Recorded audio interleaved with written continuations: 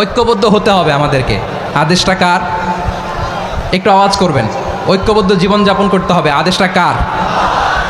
আমাদের আগে যে সমস্ত জাতিগোষ্ঠী ধ্বংস হয়েছে বিভেদের কারণে হয়েছে। বিশ্বনবী বলেন, বুখারীর বর্ণনা, ফাইন্নামা আহলাকাল্লাযীনা মিন ক্বাবলিকুম কাসরাতু মাসাইলিহিম ওয়া ইখতিলাফুহুম আলা আমবিয়াইহিম। তোমাদের আগে ইহুদি নাসারারা যারা ধ্বংস হয়েছে, আমার গজবে উপনীত হয়েছে, দুইটা কারণ ছিল।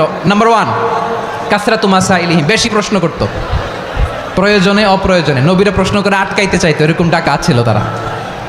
2 নাম্বার কারণ, ওয়া ইখতিলাফুহুম আলা আমবিয়াইহিম, ইখতিলাফ করার কারণে, বিভেদের কারণে, পারস্পরিক বিরোধে জড়ানোর কারণে তারা ধ্বংস হয়েছে। এখন বলেন, আমরা কি আল্লাহর গজব চাই? আমরাও কি তাদের মতো ধ্বংস হতে চাই? এজন্য আল্লাহ তাআলা সূরা আল ইমরানের 105 নম্বর আয়াতে বললেন, ওয়ালা তাকুনু কাল্লাযীনা তাফাররাকু ওয়াখতালাফু মিন বা'দি মা জাআহুমুল বাইয়িনাত ওয়া উলাইকা লাহুম আযাবুন আযীম। খবরদার, প্রমাণ পাওয়ার পরেও, দলিল নাজিল হওয়ার পরেও যারা বিরোধ করেছে, ইখতিলাফ করেছে, বিচ্ছিন্ন হয়েছে, খবরদার তোমরা তাদের মতো হয়ো না। যদি তাদের মতো হও তাহলে জেনে রাখো, ওয়া উলাইকা লাহুম আযাবুন আযীম, তাদের জন্য আমি মর্মন্তুদ শাস্তি প্রস্তুত করে রেখেছি।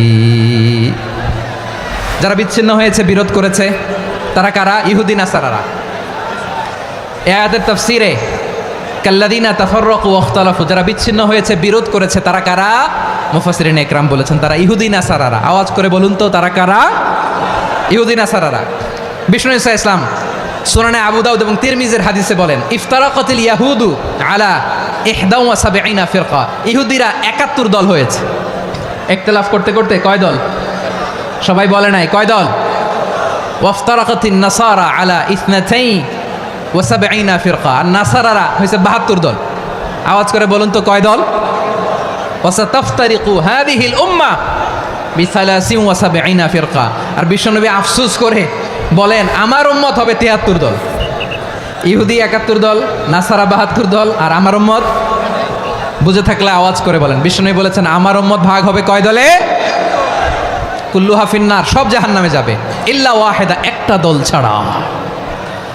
সাহাবারা বললেন, মান হিয়া ইয়া রাসূলুল্লাহ, সে নাজাত প্রাপ্ত জান্নাতি দল কোনটা? আপনি কি আমাদের বলবেন না? আপনি মেহেরবানি করে একটু বলে দেন তারা কারা। বিশ্বনবী বললেন, মা আনা আলাইহি ওয়া আসহাবি, আমি এবং আমার সাহাবারা যেই মতের উপর, যেই পথের উপর আছে, এই মত এবং পথের উপর যারা থাকবে তারাই জান্নাতের দল হয়ে যাবে।